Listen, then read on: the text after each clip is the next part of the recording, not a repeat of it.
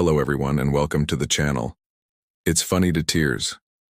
Today I've got a story for you that's so wild, you'll think I made it up. But I promise, every single word is true. It all started on a perfectly normal Tuesday morning. The sun was shining, the birds were singing, and I was about to have my first sip of coffee. That's when I heard it. A faint scratching sound coming from my kitchen. At first I thought, it's probably just the house settling. Or maybe my neighbor's cat got adventurous again. I took a sip of coffee, trying to ignore it. But then the scratching got louder, more insistent. It was coming from the pantry. My heart started doing a little tap dance against my ribs. I'm not exactly the bravest person when it comes to mysterious noises. My imagination immediately jumped to the worst-case scenario: a giant, coffee bean-stealing rat. I grabbed the heaviest thing I could find, which happened to be a very sturdy frying pan, and tiptoed toward the pantry door. I felt like I was in a low-budget horror movie. Taking a deep breath, I flung the door open, ready to confront the beast. And what did I find? Nothing. Just my neatly organized shelves of pasta, canned beans, and cereal. I let out a sigh of relief, feeling a little foolish with my frying pan weapon. See? Just your imagination, I told myself. I put the pan down and was about to close the door when I noticed something out of the corner of my eye. On the top shelf, behind a giant box of oatmeal, two tiny, bright eyes were staring back at me. They weren't rat eyes. They were fluffy. Slowly, a little head with two pointy ears peeked out. It was a kitten, a tiny, terrified, black and white ball of fluff, trapped behind my breakfast supplies. I just stood there, completely stunned. How on earth did a kitten get into my locked pantry on the third floor? My mission immediately changed from monster hunter to kitten rescuer. But this little guy was scared. Every time I reached for him, he'd hiss and retreat further behind the oatmeal. I tried coaxing him with gentle words, but he wasn't having it. So I did what any modern-day problem solver would do. I turned to the internet for help. The internet's advice? Food. It always comes down to food. I opened a can of tuna and the smell instantly filled the kitchen. Suddenly, the hissing stopped.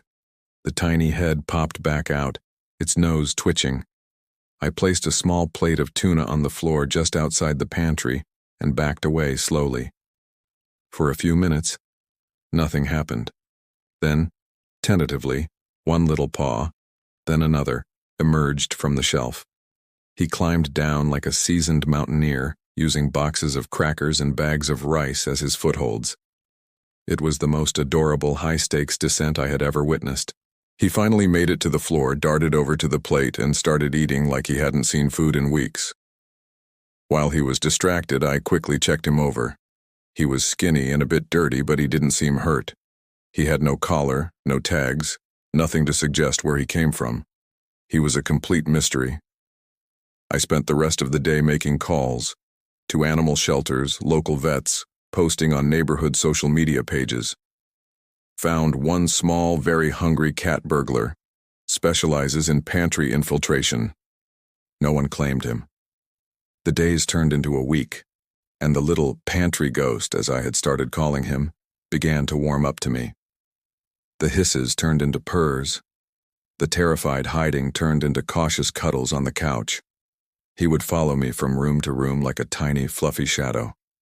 It became clear he wasn't just a temporary guest. He was starting to feel like family.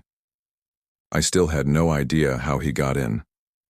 My best guess is he might have climbed up a tree next to my building and somehow slipped through a tiny opening in the screen of my kitchen window, which I sometimes leave cracked open. From there, he must have explored and found his way into the pantry. It's one of those bizarre life events you can't plan for. One minute you're about to have your morning coffee, and the next, you're the proud, albeit confused parent of a tiny feline who decided your pantry was the perfect place to move in.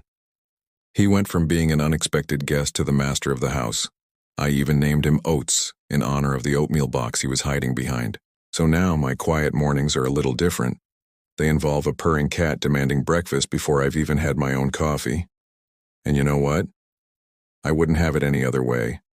Sometimes the best things in life show up when you least expect them, even if they give you a mini heart attack with a frying pan first.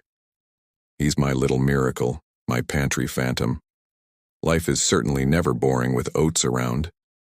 Who knew a simple trip to the pantry could change your life forever? And that's the story of my unexpected guest.